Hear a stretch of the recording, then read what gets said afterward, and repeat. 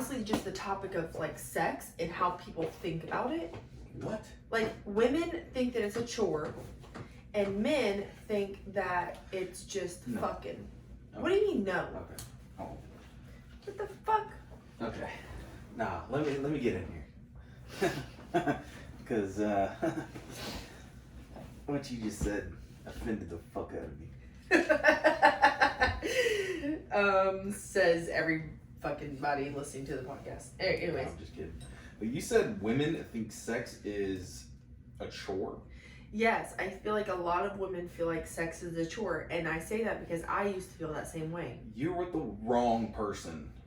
Sex is not going to be a chore if you are with someone you actually love. Well, there's a lot that goes into it, I think. Go for it. The most dynamics in most households are the mom is the default parent.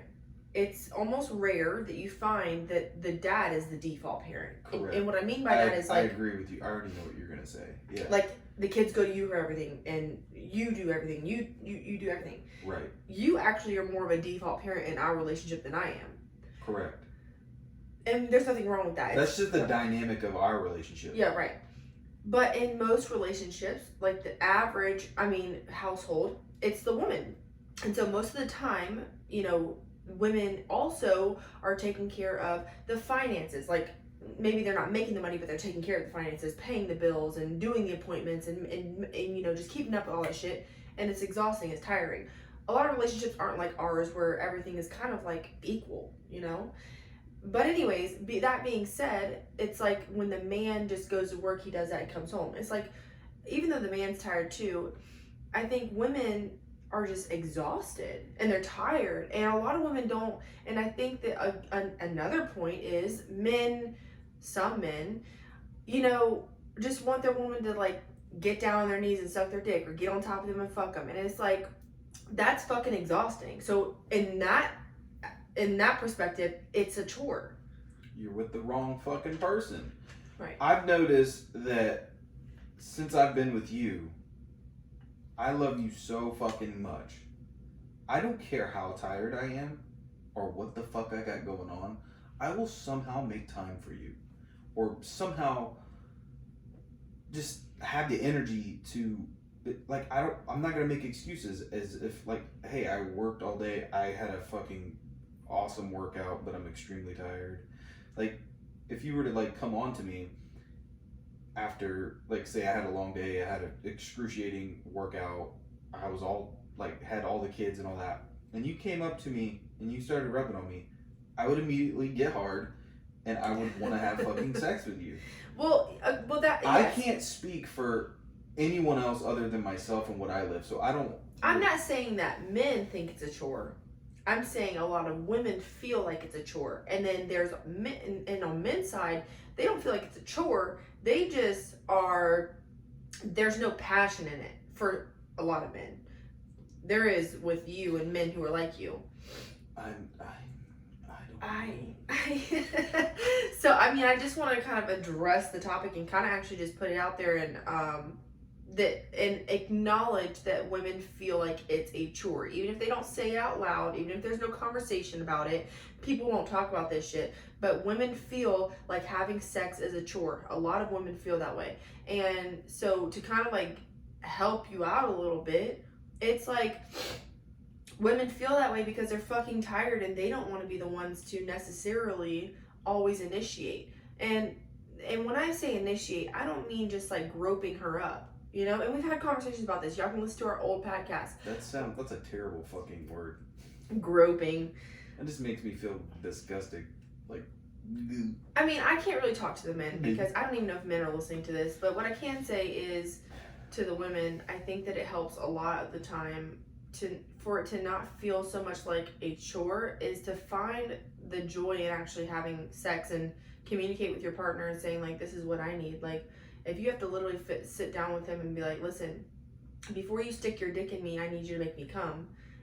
If you just have that little bit of conversation, I promise you, I don't even think he'll give a fuck. He'll be like, damn. It's beyond me that has to even be a conversation.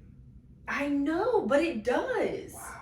And it's a hard conversation to have, but it's like, and to say, hey, you know, before you put your dick in me, I need you to make me come. And finding the joy in having sex, like, you know, stop overthinking about your facial expressions and your rolls and your stretch marks, and if you've not showered all day and what the fuck ever, and just find the joy in actually having sex, because sex is supposed to be fun and it's supposed to feel good, and it's like art between two people. Yeah, you stole my line. Yeah, I did. Making it sound like it's art, because it is. But sex shouldn't feel like a chore, and No. I don't think men understand that. You're kind of like shocked. You're like, what the fuck? Yeah, I'm shocked.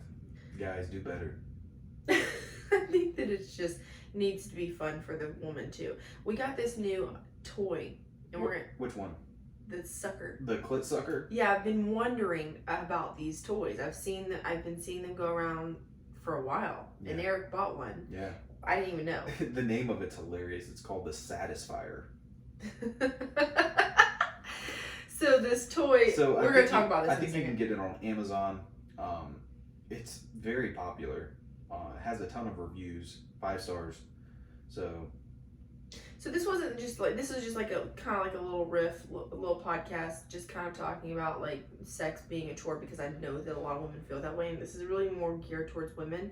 Just have the conversation, and then also incorporate some toys, which we're about to do another podcast talking about that, talking about foreplay and toys and all that good stuff, because I think that toys can also be a way for women to obviously enjoy it more, but for it to be enjoyable for you, you do not feel like it is a chore. Kelsey's my little guinea pig over here, because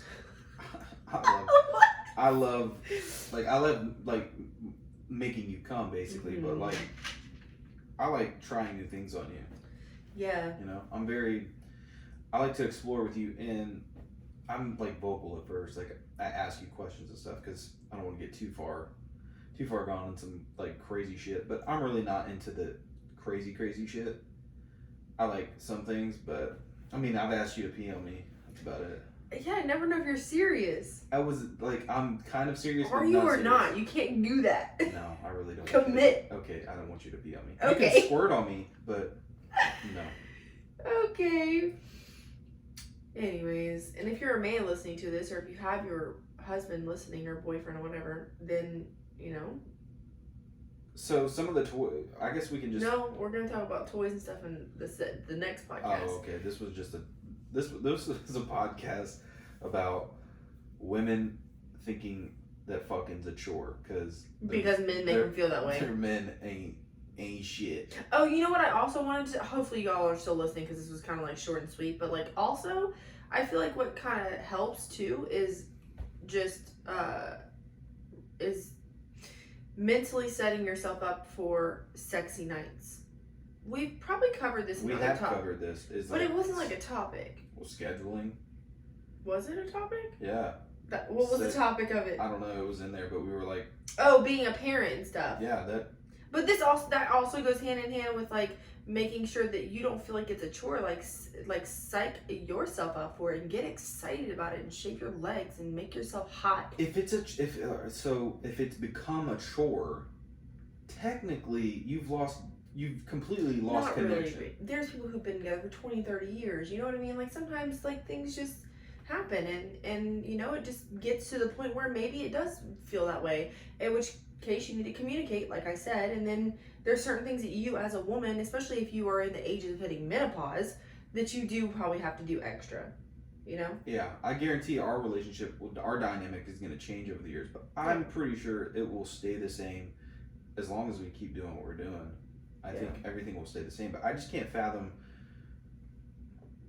I mean, I can, because I was in a relationship where I didn't really want to.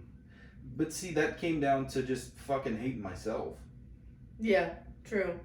But you have been in situations where you felt like sex was a chore, right? Have you ever? I mean, yeah, that time I faked it.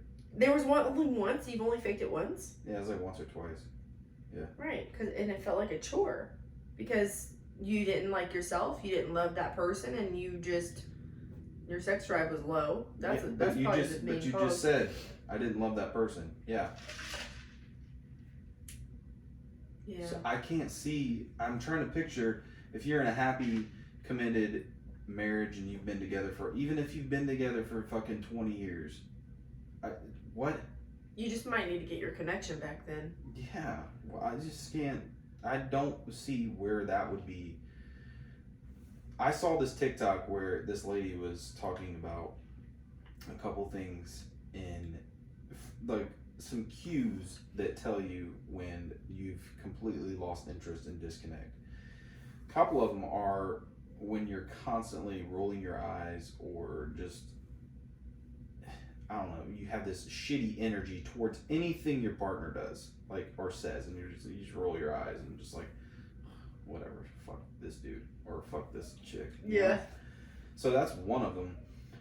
The other thing is, man, what did she say? There were some putting up a wall. I remember her saying that. Yeah. Like, wait, you know this TikTok that I'm talking about? the one we reacted to. Oh, we did react to that. Wow. Okay. All right. So yeah. It was putting up a wall is like where you or your partner just automatically, you can't talk about anything to them. There's no communication. They don't care to even talk about simple shit or little things, not even like hard conversations, but like if they literally don't even want to talk to you at all, like that's a big indicator. Like if you're not interested in like I don't know what it's like to have a soulmate and be together for 30, 40 years. Like we don't know that yet. I don't know what it's like either. But what I do know, what works so far since our relationship, you know, I don't know if there's a threshold on how much a relationship can strive and like climax before it dips off. But we've been together for 3 years, roughly. Almost. Yeah. Almost 3 years. We've had ups and downs, but ultimately our relationship has actually went up. I'm kind of curious about that too. Is like, is there a threshold of when we will kind of just become? I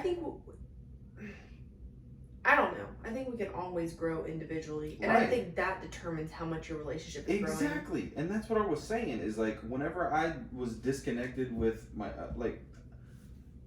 it came down to me not loving myself really, and then it just kind of just carried over into my relationship, and with the both of us not taking care of ourselves, and then just it was a clash, and it caused us both to fucking hate each other basically. Mm-hmm.